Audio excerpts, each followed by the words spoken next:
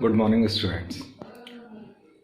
आज हम लोग फ्रैक्शन के बारे में पढ़ने जा रहे हैं, जो कि हमारा ओल्ड बुक का चैप्टर नंबर 8 था, मगर ये सिलेबस सेकंड सेम के चैप्टर्स में है, इस वजह से हम लोग इसको पढ़ रहे हैं। ठीक है, फ्रैक्शन स्टार्ट करते वक्त हमें यह समझना होगा कि फ्रैक्शन क्या चीज़ है। फ्रैक्शन हमेशा दो पार्टीशंस में जो डिफ़ाइन की जाती है वैल्यू को, उसे हम फ्रैक्शन बोलते हैं। इसमें फ्रैक्शन जो टर्म लिया जाता है उसमें दो मेन टर्म्स यूज़ किए जाते हैं, एक न्यूमरेटर होता है और एक डिनोमिनेटर होता है। दोनों आपस में डिवाइड के फॉर्म में होते हैं। न्यूमरेटर हमें वो वैल्यू बताता है जिसके बारे में हम बात कर रहे हैं, और डिनोमिनेटर हमें ये वैल्यू बताता है कि एक किसी भी पूरी चीज़ को कितने हिस्सों में तोड़ा गया है। ओके, आइए उस चीज़ को समझते हैं। तो बच्चों, यहाँ पर जैसे कि लिखा हुआ है कि फ्रैक्शन क्या इक्वल होता है, न्यूमरेटर और डिनोमिनेटर का डिविजिबल फॉर्म हमें फ्रैक्शन कहलाता है। ठीक है, यहाँ पर जब हम न्यूमरेटर की बात करेंगे तो वो कहलाता है पार्ट्स रिफर टू, मतलब जिस पार्ट के बारे में हम लोग बात कर रहे हैं हम उसको न्यूमरेटर कहते हैं। ठीक है, और डिनोमिनेटर क्या कहलाता है, total number of equal parts, मतलब किसी भी चीज़ के हमने जो इक्वल पार्ट्स किए हैं, जितने भी इक्वल पार्ट्स किए हैं हम उसके बारे में बात करेंगे। इसको एग्जांपल के थ्रू समझते हैं। जैसे कि ये एक बॉक्स है, इस बॉक्स के मैंने 4 टुकड़े किए हैं, और 4 टुकड़े करने के बाद जब मैं एक बॉक्स के बारे में बात करूंगा और इसको फ्रैक्शन में लिखने की कोशिश करूंगा तो कैसे लिखाएगा ये, एक पार्ट माने पार्ट्स रिफर टू, हम एक पार्ट के बारे में बात कर रहे हैं तो उसको यहाँ पर लिख दिया, और total number of equal parts का मतलब है इसके 4 इक्वल पार्ट हैं तो उस 4 पार्ट को यहाँ पर लिख दिया। अब हम समझेंगे कि होल क्या कहलाता है एंड फ्रैक्शन क्या कहलाते हैं। ठीक है, फ्रैक्शन किन्हें कहते हैं और होल किन्हें कहते हैं।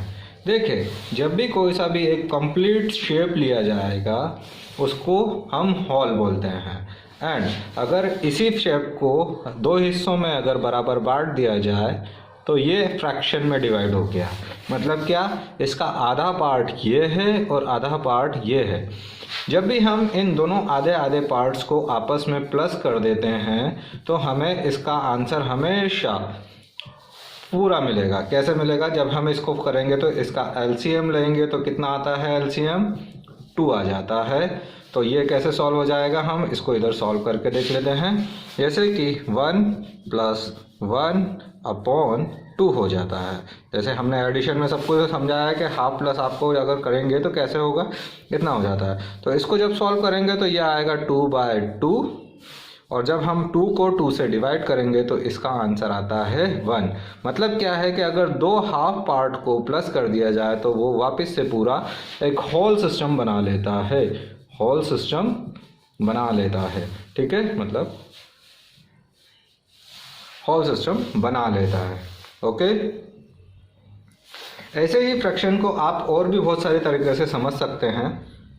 जैसे कि अगर मैं इसको किसी एक पार्टीशन को 4 भाग में तोड़ देता हूँ, जैसे हमने इससे पहले स्क्वायर का एक एग्जांपल देखा था कि ये स्क्वायर है, इसको अगर 4 पार्टीशन में तोड़ा है तो हर एक हिस्सा इसका कहलाएगा 1/4, ये भी 1/4, ये भी 1/4 और ये भी 1/4।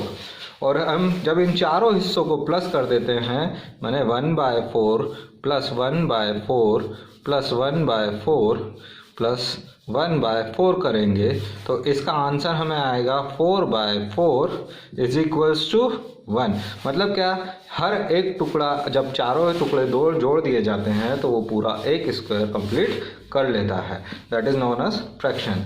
हमेशा बच्चों एक बात याद रखना कि आप लोगों से अगर पूछा जाए कि 1/4 के कितने पार्ट की ज़रूरत लगेगी हमें एक होल बनाने के लिए, तो जितना डिनोमिनेटर में हमेशा नंबर होगा उसी से अगर आप उसको मल्टीप्लाई कर देते हैं तो वो उस नंबर को होल नंबर में कन्वर्ट कर देगा। ठीक है, 1 जब आ जाएगा उसका आंसर तो वो मतलब होल नंबर में कन्वर्ट हो गया है।